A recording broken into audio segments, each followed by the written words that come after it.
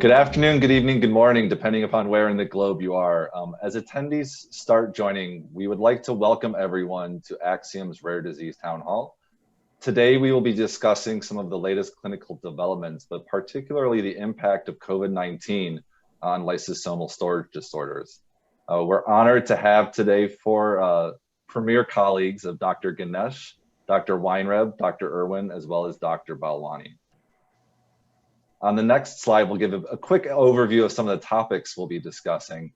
So we'll start off discussing each of the clinicians' different experiences of COVID-19 that they've had across the various lysosomal storage disorders in their patients. And based upon that and a lot of the different experiences they've had, how is their clinical practice going to change from a day-to-day basis? And what is that relative importance then of kind of collaboration and research amongst colleagues, particularly during the COVID era? So I'll now pass it off to Dr. Weinreb, who will give us some opening remarks. Hello, everybody. It's a pleasure for me to welcome you, and I'm very happy to be able to share this platform with three very esteemed colleagues who are both in the forefront of investigation of various lysosomal storage diseases, but also have a wealth of clinical experience in many patients that they've been dealing with. So they certainly have the practical opportunities to cast light on the issue of how COVID-19 has affected patients with lysosomal storage diseases. Now, obviously, there are a lot of lysosomal storage diseases, somewhere between 50 and 60.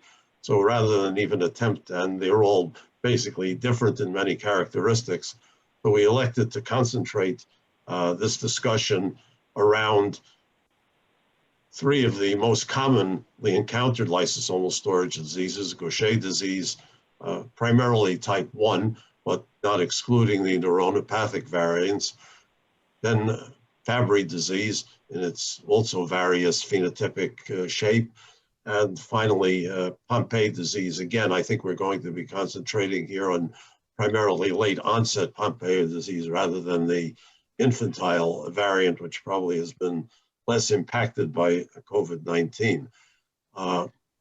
So I think what unites these diseases is obviously their linkage as lysosomal storage diseases, but also the fact that some of the driving pathophysiology behind these diseases is inflammatory in nature to varying extents, and that's the potential interface between the pathophysiology of COVID-19 disease and the likelihood that there might be interaction, both in terms of pathophysiology, but then of course there's the additional material that we'll be covering in terms of how does the world of COVID-19 affect, aside from its disease aspect, but how does it affect the management of the three lysosomal storage diseases we'll be talking about, both in terms of clinical practice, administration of treatment, and then finally, in terms of potential clinical trials and future investigations. So on that note, we're going to cover, as I mentioned, these three main areas. So I'd like to start off with what has been the clinical experience with how COVID-19 has affected patients with Gaucher disease in particular, and also I'd ask if Dr. Balwani is going to comment on that. Dr. Balwani is from Mount Sinai Hospital in New York.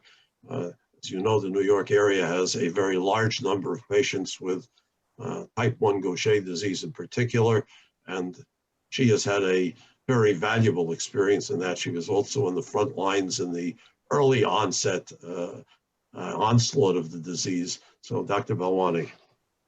Thank you, Neil. And as you all know, New York bore the brunt of the earlier part of the pandemic in spring. And at that time, we were really operating with very limited or no knowledge of how this would impact our patients with Gaucher. As you can imagine, our patients were extremely concerned. Would they be immune compromised? There's very little known about the effects of treatment in patients.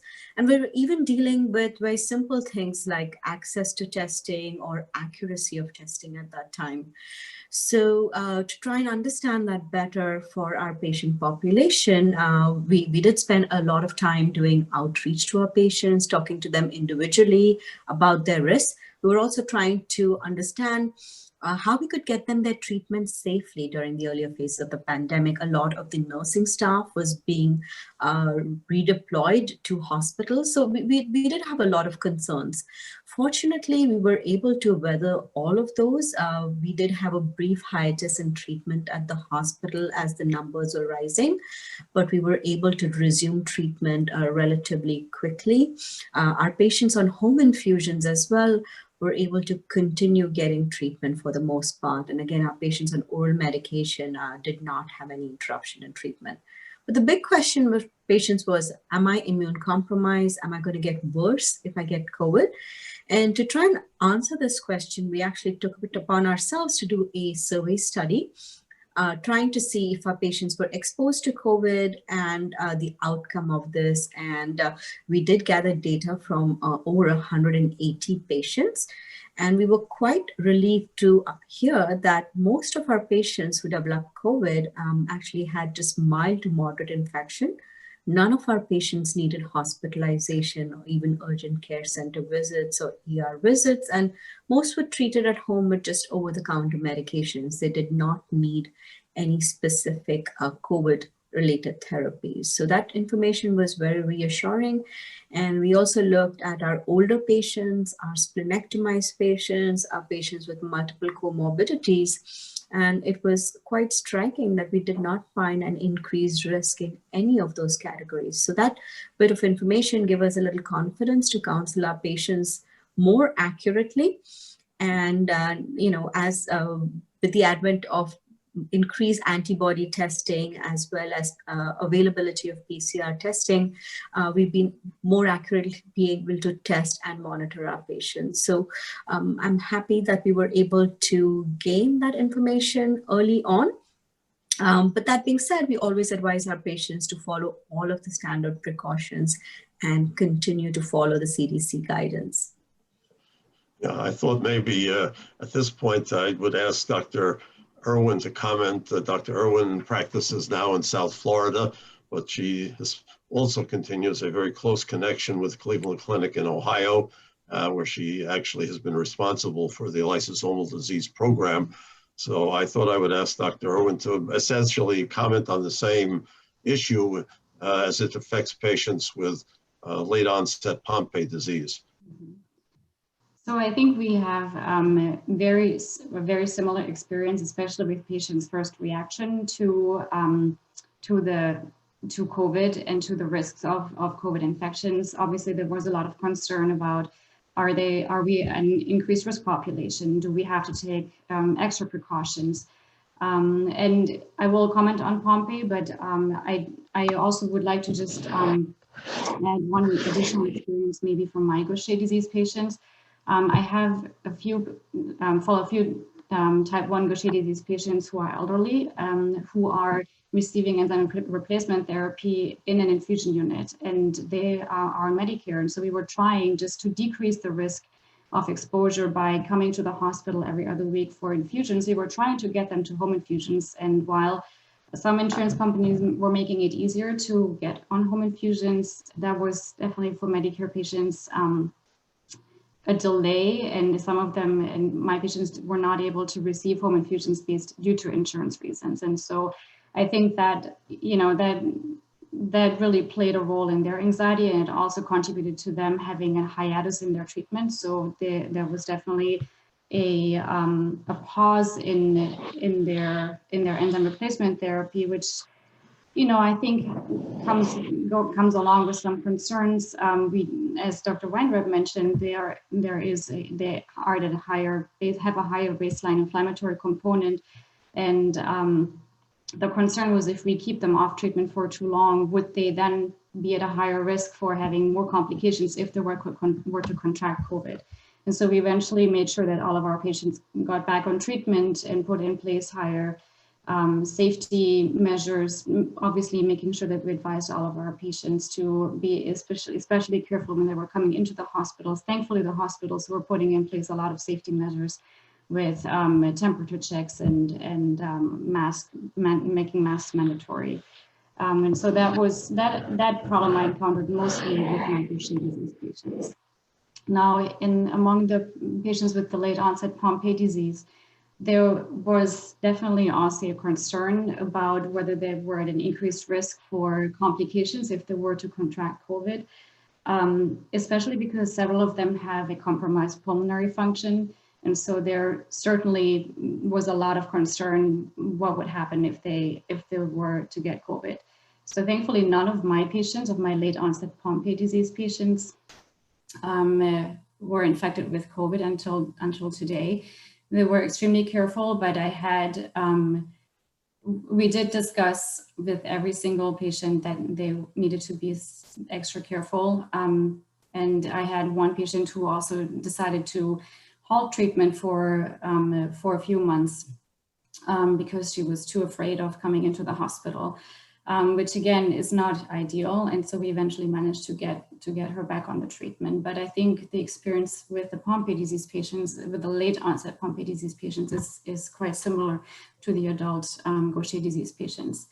Now, we also in Ohio started the newborn screen for Pompe disease recently, and we picked up a few babies who have late onset Pompe disease, and one of those babies actually needed to go on treatment. The baby does not have infantile Pompe disease, but at age 4 months there were some symptoms that were concerning, so we started that baby on treatment. And as part of the initial enzyme replacement administrations, we do some immunomodulation to prevent the formation of antibodies with methotrexate, and so that led to the baby having a very low white blood count. And so obviously there was an additional concern of what would happen if that baby was infected, and not only with COVID, but with any viral infection in general. And so again, we were really very, very careful, monitored very, very closely, and thankfully that baby made it over that initial complication or the initial hump. But certainly we were more concerned now than we would have been before COVID. Thank you very much, Angelica. And okay, Dr. Ganesh is also at Mount Sinai Hospital, and I think we'll ask Dr. Ganesh to comment about Fabry disease. Again, Fabry disease is, as all of you know, has a major vascular component to it. And I've read recently a hypothesis that because of that, there should be a greater theoretical likelihood of interaction between COVID and Fabry disease. I don't know if that's what you've seen actually in your practice, if there's any, but again, maybe you would comment along the same line about Fabry disease. Thank you, Dr. Weinreb. So when the pandemic first started here in March of this year, we did not have much background knowledge about how these patients would fare. We were just looking at the high mortality rates that were coming in from Europe. And even then we realized that pre-existing conditions, particularly cardiac disease, kidney disease, diabetes, and older age groups were increasingly susceptible to the very adverse effects of a COVID-19 infection. And if you look at the Fabry patients, those are exactly the organ systems that are involved, the kidney, the heart, and the brain. So there was significant concern both in our medical group and also among patients. And so, and also the Fabry cohort is not uniform. We have younger Fabry patients who have relatively very little organ damage, even though they have the severe mutations. But we also manage Fabry patients who are on dialysis. And we have Fabry patients who have had renal transplants, and Fabry patients who do not have much renal involvement, but have pretty advanced cardiac disease, especially with the late onset mutations and in the older age group. So this is what we had, and the approach was basically to monitor their infusions closely. We did have a small interruption in their in-hospital infusions while the hospitals were preparing to handle major patient flows in. But we were lucky in that we were able to resume the hospital-based infusions very quickly.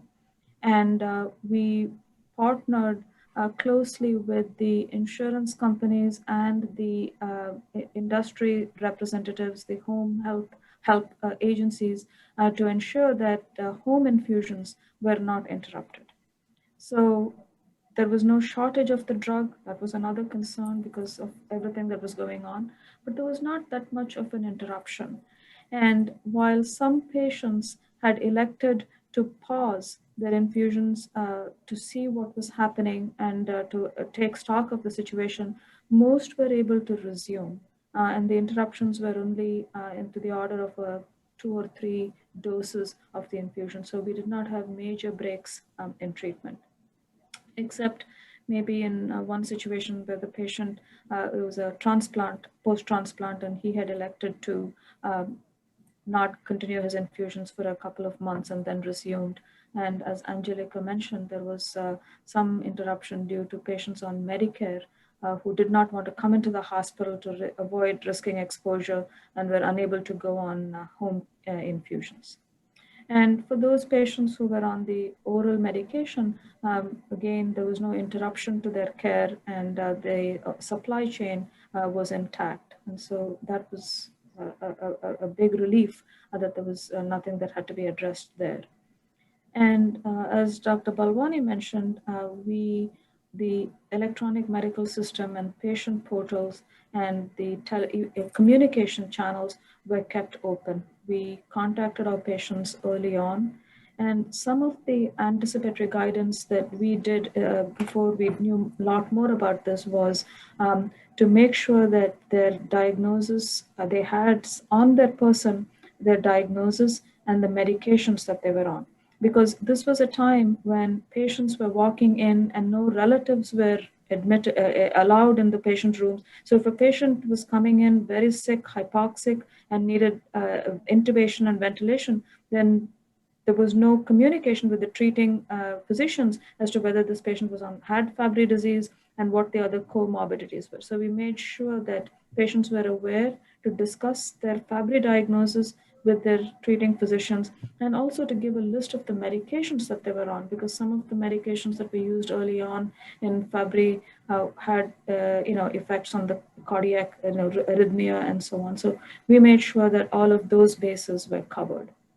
And testing really was not possible because we did not have the antigen-based testing early on. But having gone through all of that, 2 months, 3 months into the pandemic, when antibody testing became available, we did antibody testing on some of our patients. And fortunately, we found that the infection rate was not that high. Many patients remained negative. And for the few patients who did have Fabry-related symptoms, the illness was self-limiting. We did have, unfortunately for some others, with significant cardiac disease, and in the older population, that was not the case. But for the few Fabry patients who did have the infection, the illness was largely self-limiting. And we're monitoring them with the lyso-Gl3 levels, we're monitoring their renal functions, etc. We continue to monitor, and that has been stable. There has been no major adverse effects in the short period of time, at least that we have seen in these patients. I was actually intrigued, though, in listening to this discussion, to also ask about, since there actually have been relatively few, in our experience at least, LSD patients who have actually had COVID. It sounded like most of them did not, but of those who have, and even the ones who had mild, apparently mild infection, I just wondering if any of you have seen late onset complications of COVID disease, whether, I mean, it comes to mind just because I read in the newspaper just this week about a healthy football player from the University of Miami who had mild COVID, but who now has myocarditis and is going to be sidelined for the rest of the year and hopefully not longer. But we have that. There's I have another patient I know of who had Gaucher disease, recovered without any apparent problem, but then months later presented with a pulmonary embolism for no particularly good reason. The interesting aspect on that patient was that she had discontinued her therapy for several months, not necessarily because of the COVID situation, but for insurance or other issues. So I just wonder what your experiences have been with these strange, somewhat strange, late onset effects of COVID infection. Manisha, have you had any such? No, I think we've really not even begun to really understand what the post-COVID complications have been. And I think one of the things which has come out from our medical centers, they have a entire center now devoted to understanding post-COVID manifestations. I haven't come across this in any of my patients, but I'm definitely vigilant. I've read the reports about myocarditis, and I do have a fair number of older patients.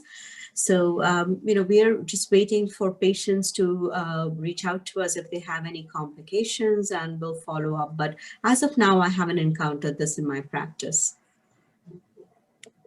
Yeah, I have really had very few patients who I am aware of had COVID, and usually patients definitely reach out and discuss if they even went to get tested. So I'm only aware of one family with Fabry disease that had COVID, and their children who also have Fabry disease were positive, but had a very, very mild clinical picture and really have, at this point, no sequelae.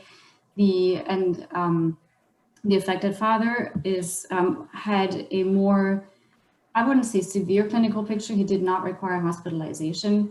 And at this point, he says he's back to his baseline. But I think going forward, just because we know that there can be those post-COVID complications, I think we'll monitor him a little bit more closely. And I, advise to let me know very quickly if there are any signs and symptoms that are new to him, so that we can look into this. But I thankfully have not had many patients who were COVID positive. Yeah, that's interesting, Dr. Irwin. And a question, and others can respond to this as well. I'm curious with Fabry, given the cardiac and renal effects. Is there kind of a perception, or have you seen a clinical manifestation where the implications of a patient receiving COVID are additive almost of what you see from like a clinical presentation? Yeah, so if you just step back, one of the hypotheses of the way the virus enters the cell is by these ACE2 receptors, and they are plentiful in the endothelium, in the kidney, and the pneumocytes. And if you think about the physiology, the ACE2 breaks down the vasoactive hormone angiotensin 2, and that breakdown has a protective effect. So it prevents inflammation, it prevents so many of the other adverse effects of angiotensin 2. And it also has an upregulating effect on some hormones that are synthesized in the podocytes that prevent proteinuria. So if the COVID-19 attacks the ACE2 and enters, so is there a depletion of the ACE2 receptors on the surface, and so the beneficial effects are gone. And these are exactly the very same tissues that are involved with Fabry, the endothelium, the podocytes, and so on. And another wrinkle in that is many of our Fabry patients are on ACE blockers or renoprotective effect. So one question there was some controversial literature in the very beginning about ACE2 blockers and further reducing the ACE2 receptors, but that did not pan out. And we were watching the literature, and the recommendations very early on were, if a patient is on an ACE blocker, please continue. There is no need. And that is exactly what we've seen. We did not discontinue therapy. And we have not, and when you now 6 months out of this, the other coronaviruses, the MERS, etc., had a much higher incidence of renal involvement, whereas the renal involvement with SARS-CoV-2 is a little bit lower. But some patients have had proteinuria. Some cohorts, it's been reported about up to 40% of patients have proteinuria, but we have not seen worsening of the proteinuria in our Fabry patients. And certainly we did not have much testing in the beginning. So some of the patients who did get infected, we were monitoring them and there was no worsening. And we had one patient who's waiting for transplant and had probably a subclinical COVID infection, mounted antibody response. So we know he has the infection and his condition has not, there has been no change in the biomarkers or his clinical status. Very interesting, thank you. Doctor, I assume you haven't seen any strokes in the Fabry patients, which might possibly be connected to COVID. So. Like I said, we've had mortality, but in a situation of, where a patient awaiting heart transplant and so on. So it's a very advanced cardiac disease. So we don't know how much of a role the underlying Fabry played as opposed to the heart disease itself being a big predisposing factor for COVID-related morbidity. But no, we have not seen strokes. I think maybe we've sort of covered in many respects the second point about how patients balance their risk of both spreading or contracting COVID during either infusion visits or treatment visits. And I think to some extent this question has been a little bit negated in terms of the fact that we now have protective equipment available and compared to the way things were in the beginning. So maybe we'll move to the third issue is, again, should there be any manipulation of treatment regimens in terms of changing treatments or doing anything different in recognition of possible interactions with COVID-19. Again, to me, it would seem the experience would suggest not, but I just wonder if any of you have that in mind in terms of an issue. I did have a patient with infantile Pompe disease who was continuing. She had immune tolerance induction in the beginning. She's an older child, but had a very high antibody response. So we did postpone restarting another round of immune tolerance induction. And that I think was done out of abundant caution because we did not know what we would be doing when we were giving an immune tolerance induction involves the use of very potent immune suppressors and beta cell agents. So we did not know what we were, exposing this patient to. But when the pandemic, the numbers decreased, we were able to initiate, and she is currently undergoing the ITI cycle, and we've not seen much. That would be one patient that I was very, very nervous about, where I had to hold back treatment because we did not know what the effects would be. Are there any issues with regards to patients who are on the various, well, I guess that's not relevant to Pompe disease, but on the relative oral treatments for either Gaucher or Fabry disease in terms of should they get COVID-19? Is there any justification for altering their regimen? I'm thinking specifically, obviously, in terms of eliglustat or migalastat. Chaperone, yeah.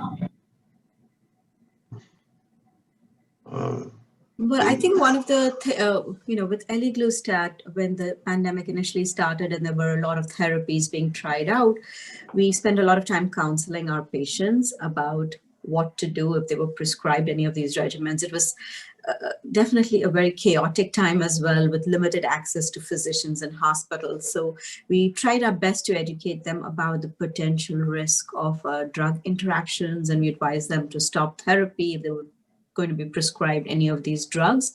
But other than that, fortunately, a lot of our patients did quite well during the initial phase of the pandemic. One thing which happened was, there were some patients on the fence about switching to oral therapy. And during this pandemic, due to the restrictions on infusions, some of them decided to switch to oral therapy for easier access. And Angelica, you may have had similar experience as well, right?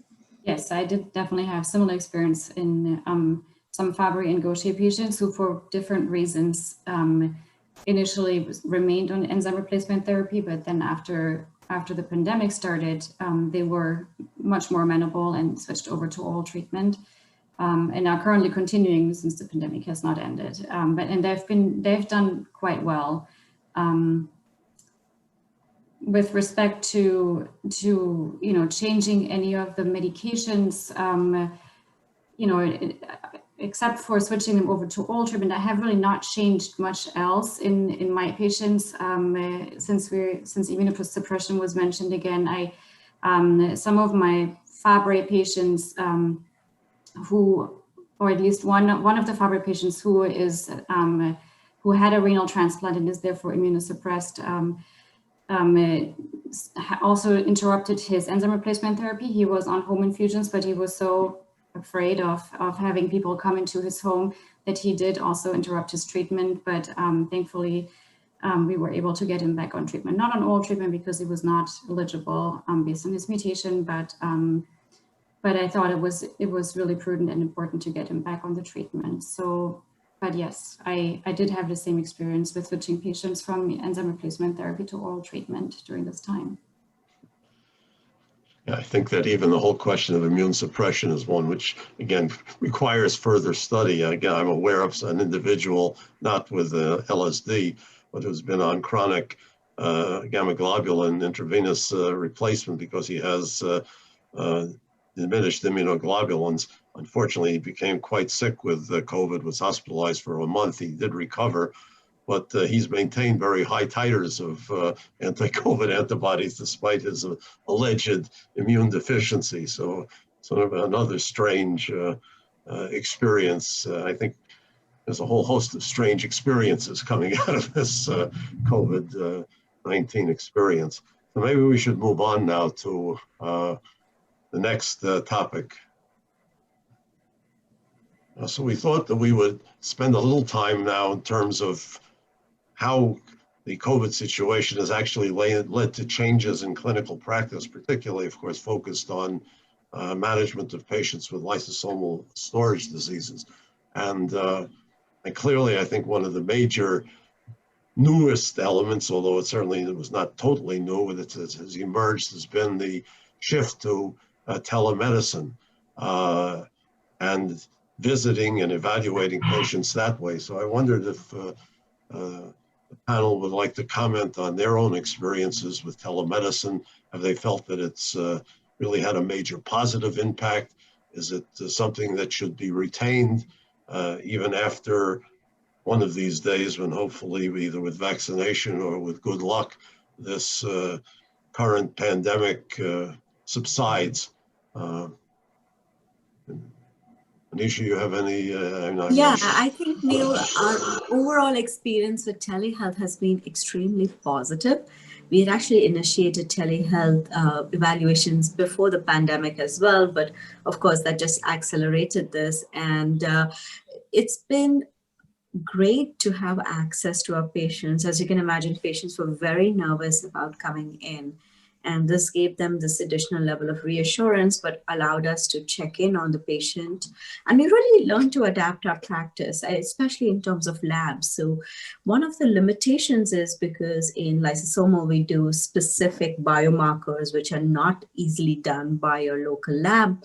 We were unable to get those biomarkers, but we were able to get some of the remaining labs having patients go to their local Quest or LabCorp, and we've made it work. But it's really great to see a patient face to face and reassure them, make sure that we answer all of their questions. And I think telemedicine is here to stay. I think we will continue to expand these telemedicine services. And also it's given patients an advantage who are not close to a medical center to still access care. For instance, with some of the licensing requirements being waived, we've been able to access patients in other states as well. So it's definitely been a very positive experience. I can really confirm that experience. I've been trying to do telemedicine since I've been seeing patients remotely even before March of this year. And many times there was a problem with the insurance coverage. And so I was not able to see as many patients as I wanted to via telemedicine. And if there is one positive aspect, it may be the easier access to telemedicine and the coverage by insurance. And so it may not be the most appropriate way to see a patient for the first time, but certainly I think follow-up visits can often very easily be done via telemedicine. And as Manisha pointed out, especially for patients who are not local, patients who would have to travel several hours to come and see us, I think this has also been a very positive experience from that perspective. We had to be a little bit more creative when it comes to obtaining lab results or lab work. But we've been working also with local labs. We've found ways to get lab results and have people had their labs drawn locally. So, overall, I think we were able to provide the same level of care, albeit a little bit more complex maybe in the terms of how we organized it. But in the end, I don't think any of the patients were lacking the care that they needed. And I do think based on the experience on both sides, the clinicians, but also the patients, that hopefully this will stay, telemedicine will stay, and we'll be able to provide that going forward.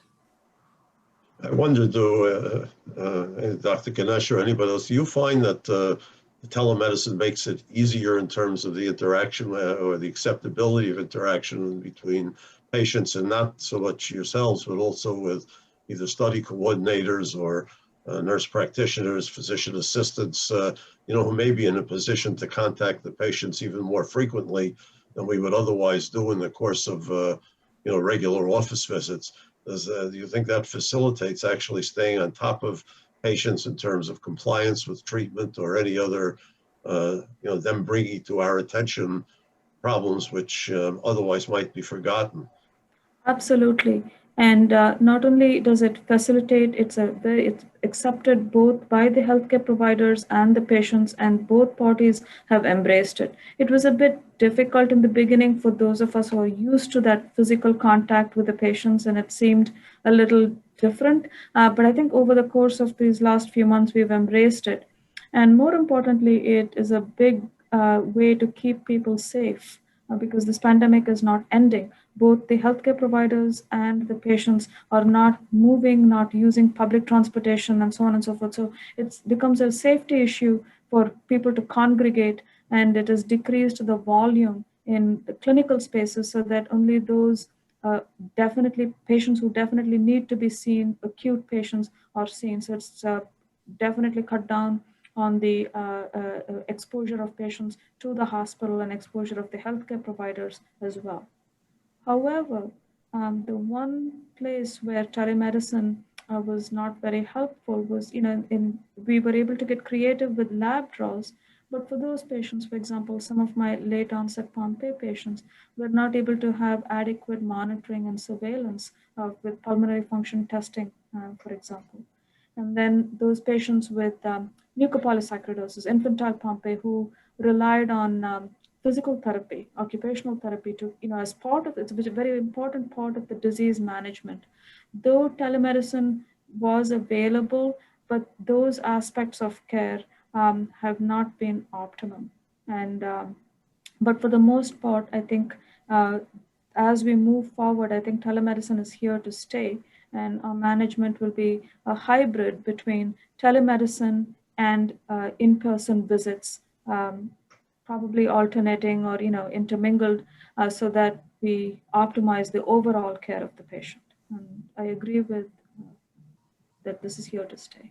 And I think one thing to mention also is within a telehealth visit, we've been able to incorporate genetic counselors, nurse practitioners, and for our case, we have an entire training program. So we've actually been able to incorporate trainees as well. We've been able to use translators. So we've advanced our use of telemedicine during these past few months. And as of right now, I think it's working very well for our patients. And I agree with Jaya that especially initially, I think some of those evaluations that have to be done in person, like cardiac evaluation with a cardiac MRI and echo, pulmonary function tests, all of these things, there was a delay because elective procedures weren't performed partly, but also because patients were too afraid. But I think by now, the organizational aspect has improved so much, and the safety measures are in place, and patients feel more comfortable coming to the hospital. And what we also have been working on, we've been working on consolidating appointments so that they wouldn't have to come 4 different times for the 4 different studies, but we really worked on trying to get them to the hospital for one visit and do all of those or as many of those studies as possible at the same visit. So I do think that it's true we experienced that there were delays initially, and it's probably it's still not the same as if we didn't have COVID, but right. We've been certainly working on making sure that patients do get their evaluations and don't fall behind too much. It's like a general question for the group.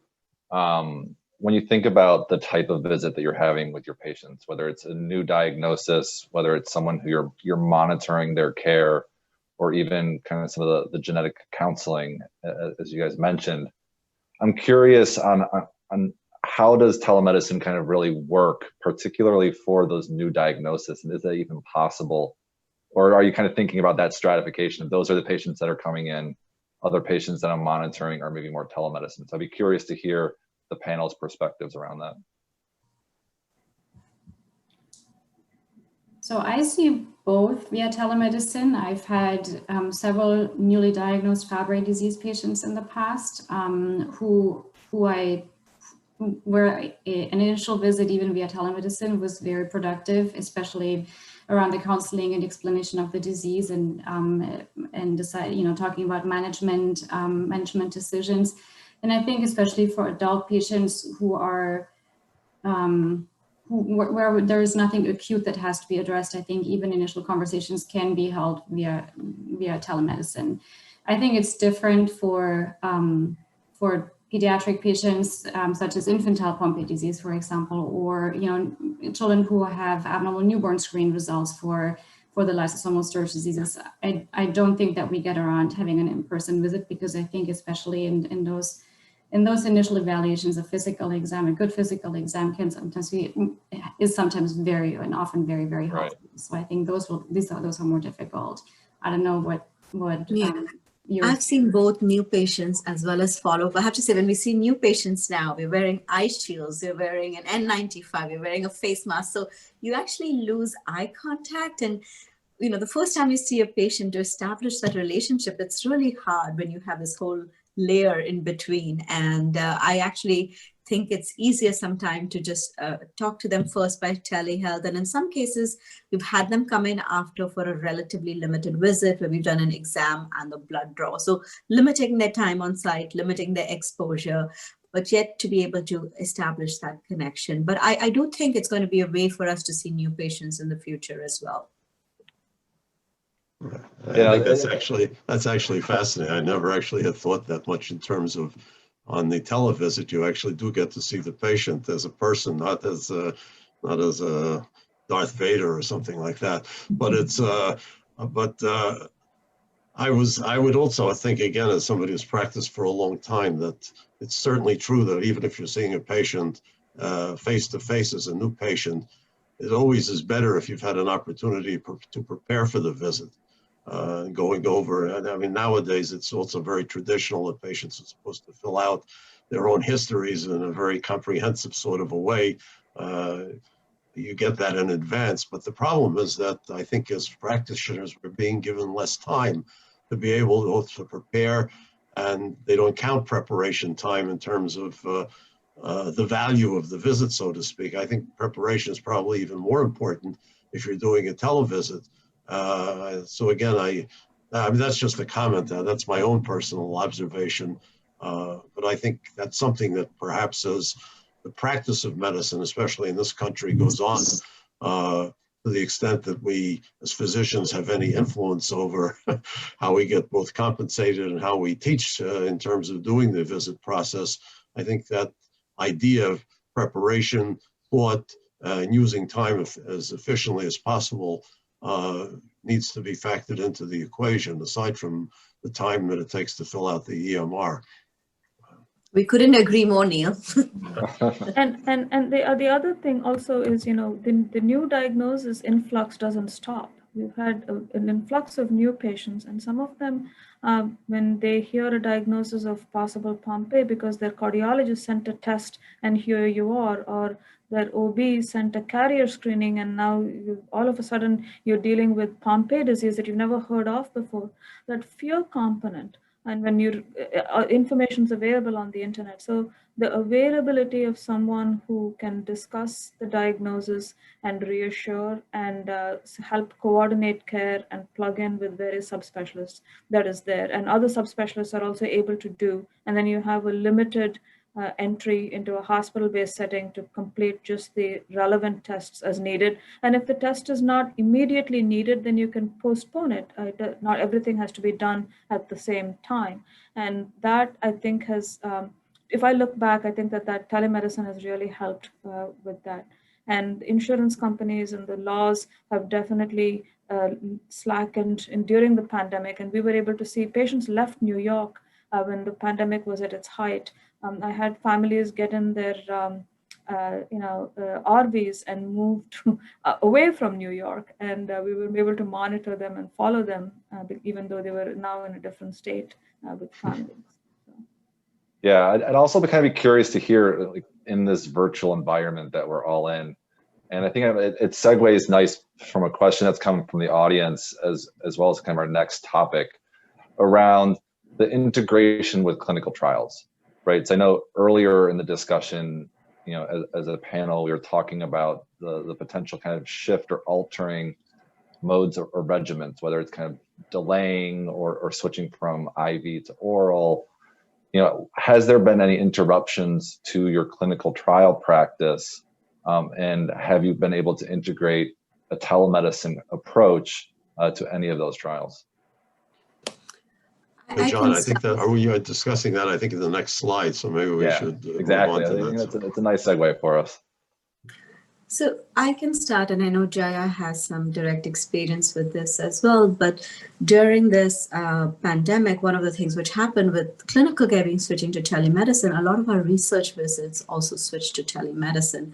And it took a lot of scrambling and changing of protocols and IRB submissions, but we were actually successfully able to get some of the on-site patients visits switched to remote visits, and having visiting nurse services going to the patient's home to collect labs and getting us some limited information. So I think telemedicine is really here to stay, even in those aspects. Certainly, prevented patients from, in most cases, traveling via plane to sites, and really allowed us to continue providing oversight and study drug treatment.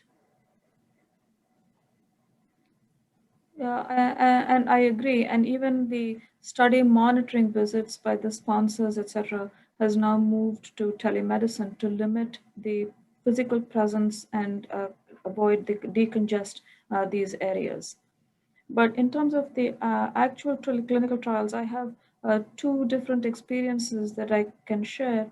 One are patients, especially Fabry patients, who are on enzyme replacement therapy as part of a clinical trial, a novel ERT preparation. The studies sites where we were able to get them infused when they were in New York with family and without interruption. So that was really positive, because they were on the study drug, and then it would have been a discontinuation of the study if we were not able to do it and restart Fabrazyme or any of the other current preparations. So that was good.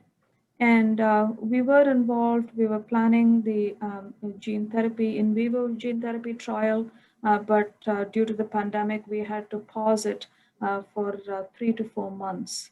And we restarted it because in the late spring, early summer, the numbers, definitely the number of cases and infections, etc., were falling. We had antivirals, etc., and patients themselves said yes, they would proceed.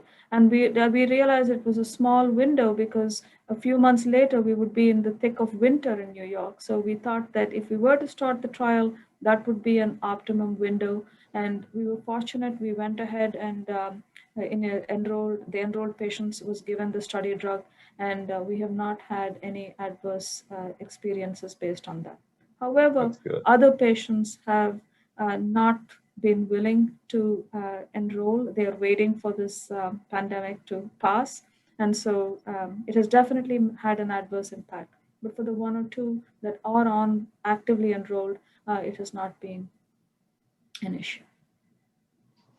And I also see a negative impact, or on both from the patient side, but also from the study side perspective. So some of my patients were interested in joining clinical trials and were eligible, and those trials were all on hold. We're not enrolling, are still partially not enrolling. So several patients are waiting for trials to reopen enrollment. And then I had a patient who was part of a clinical trial at a different site. So she had to travel 4 hours for every study visit, stay in a hotel, have their study visit. And so she dropped out of the clinical trial, unfortunately, because the risk was deemed to be too high to be exposed, stay in a hotel. And so they dropped out of the clinical trial, went back on traditional treatment. So it certainly had an impact on the clinical trial area. Yeah, when you guys were talking earlier about some of your telemedicine visits and monitoring patients, that's kind of one of the questions that popped into mind when you think from a clinical trial endpoint perspective. You know, to what extent is it feasible to monitor that virtually versus needing to have a patient come in, potentially travel, as you mentioned? Of course, there are other, there are impacts on the clinical trial themselves. I'm aware of a couple of trials where there have been interruptions of patients who already started on the trials, and then the treatment, whatever it is, has been interrupted. And one wonders, even in terms of the integrity of the trial and evaluating the data, how that's eventually going to be factored in. So that's another challenge in terms of trial methodology, which I'm not sure that it's legitimate to just resume after a 4-month hiatus and presume that that is equivalent to if somebody had uninterrupted therapy. It's more like a rather large protocol type of violation. So I think there are issues with that. I think that, again, I think the regulation aspect in terms of clinical trials, I think needs to be accommodated in terms of the possibilities of telemedicine. For example, in terms of the informed consent process, it would seem to me that there needs to be provision that you could consent the patient through a televisit. It can be recorded, so obviously a record can be maintained. So again, I think that the IRBs, as well as the sponsors and so forth, and also the FDA and some of the others, I think need to work on modifying how we're going to do these trials, and keeping with some of what we've learned from working in the COVID environment. So I think there are a lot of opportunities that, like everything else, when something unfortunate or difficult happens, sometimes that does open up new opportunities to change the way we've been doing things, which tend to become ingrained and a bit formalistic. Agreed. And so I'm kind of curious as well, and I know we've had some discussion, and I believe each of you have done different degrees of research around this, and particularly within rare diseases, kind of being able to track and monitor data. And I believe potentially kind of with the World Symposia coming up, there's, I'm sure, a multitude of different publications around this. But I'd be curious to kind of hear about some of the collaborative efforts that have been ongoing, whether it be from like a database collection, registries or others, and how that's kind of evolved of late. In terms of some of the registries, obviously most of them have been having electronic data entry for a long period of time. So technically speaking, I don't think that, at least in my own experience, that hasn't changed. Clearly, what has changed is in terms of the way scientific advisory boards were investigator meetings and so forth is taking place through media like the one we're using now. And, obviously the elimination of travel, and to what extent that's going to be retained in the future in terms of how we function as investigators. I suspect that all of us to some extent miss the excitement and ease of face-to-face discussions. But on the other hand, there's an awful lot of time that gets wasted with travel and the inconvenience of that. So I think we're going to see, again, some hybrid combination of what we've learned and what we've had to do by necessity, but eventually be modified to something which will become routine in the future. I think also just talking about research and what we're doing, I think it's very important in the rare disease field to share the knowledge. So if multiple sites have patients, collaboration between different groups is really important, so we can actually collectively get a better understanding of how this impacts our patients.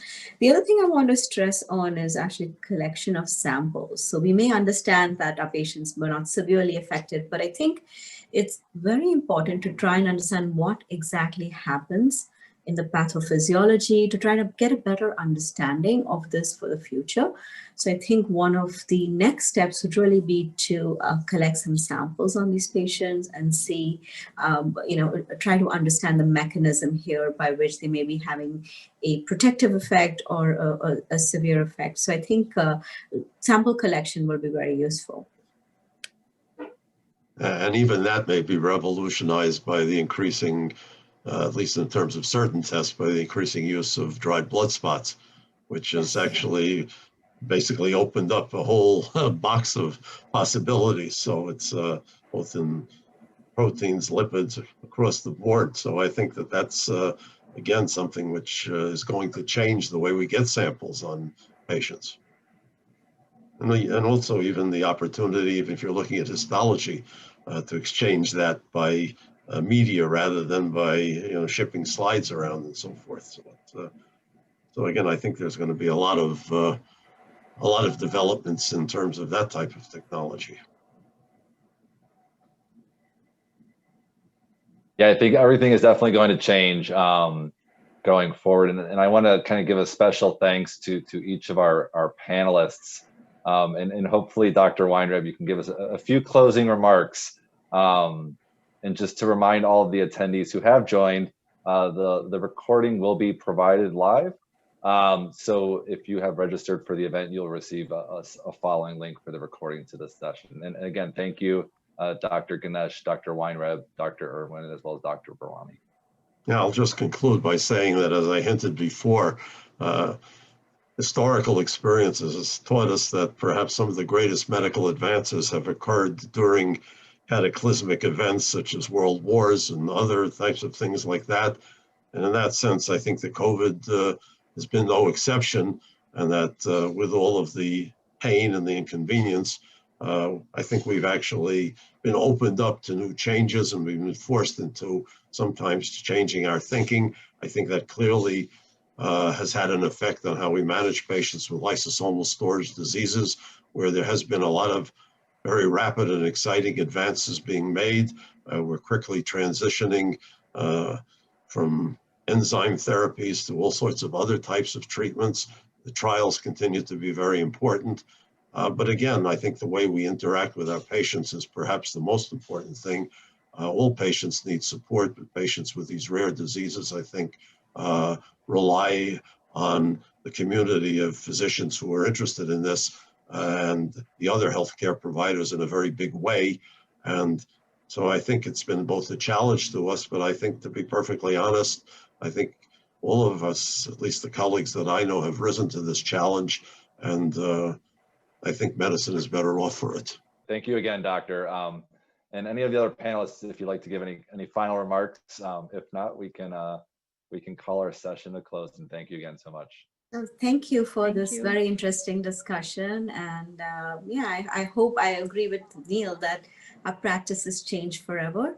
But I think, lesson learned from the pandemic is that we are all adaptable and we can continue to change.